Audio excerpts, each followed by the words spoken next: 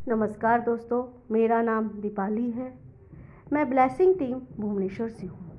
दोस्तों, आज हम बात करेंगे व्लादिमीर मिग्रे की रचना एनेस्थीसिया के चैप्टर 12, जिसका शीर्षक है स्लीपिंग अंडर द स्टार या तारों के नीचे सोना।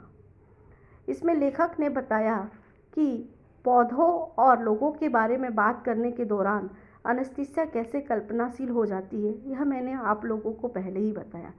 लेखक कहते हैं, मुझे लगा था कि एनेस्थीसिया ने प्रकृति में अकेले रहकर सिर्फ प्रकृति का अध्ययन किया है, लेकिन उसके पास योजनाबद्ध रिश्तों की भी जानकारी है।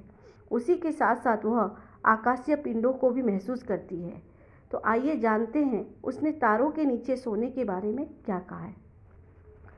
एनेस्थीसिया कहती है, एक बार जब पौधे किसी विशिष्ट व्यक्ति के बारे में जानकारी हासिल कर लेते हैं तो वह जानकारी ब्रह्मांडीय ऊर्जा के साथ उस सूचना का आदान प्रदान करते हैं, लेकिन वहाँ वह बस मध्यस्थ है जो एक संकीर्ण रूप से केंद्रित कार्य करते हुए मनुष्य के भौतिक शरीर और भावनात्मक योजना के बारे में आदान प्रदान करते हैं। वह कभी भी जानवरों की दुनिया और पेड़ पौधों की दुनिया और ग्रहों की जटिल दुनिया को नहीं छूते, सिर्फ वो मानव मस्तिष्क में निहित योजनाओं का आदान प्रदान करते हैं और इन सूचना के आदान प्रदान द्वारा वे मानव और ब्रह्मांड के बीच एक संपर्क स्थापित करते हैं, जिससे वह व्यक्ति विशेष ब्रह्मांड द्वारा उस जानकारी को हासिल करके अपने स्वास्थ्य और जीवन में इसका फायदा ले सके, यानी कि उस मनुष्य के जीवन में उसका लाभ हो सके, जिसके लिए एक छोटी सी प्रक्रिया है।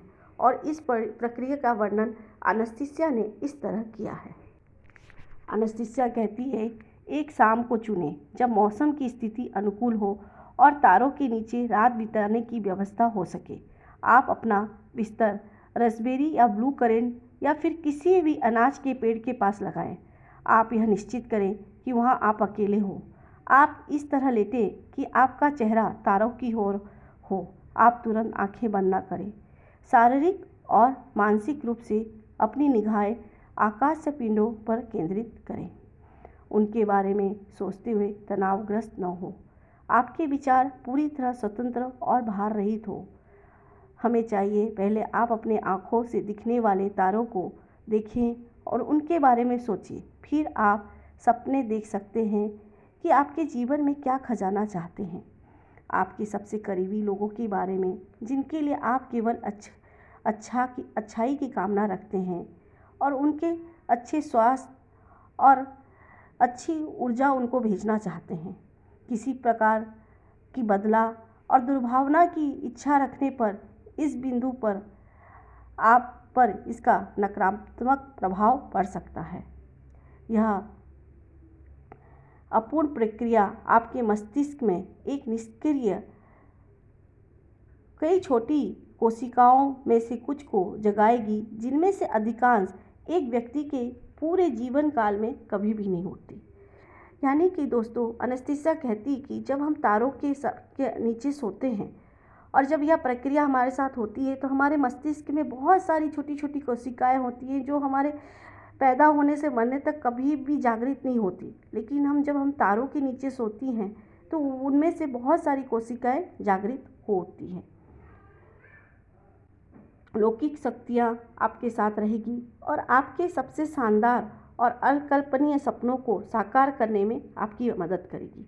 और यह शक्तियाँ हमारे बहुत सारे सपनों को साकार करने में मदद करेगी, जिससे हमारे दिल में शांति उत्पन्न होगी और हम अपने प्रियजनों के साथ सकारात्मक संबंध स्थापित कर पाएंगे।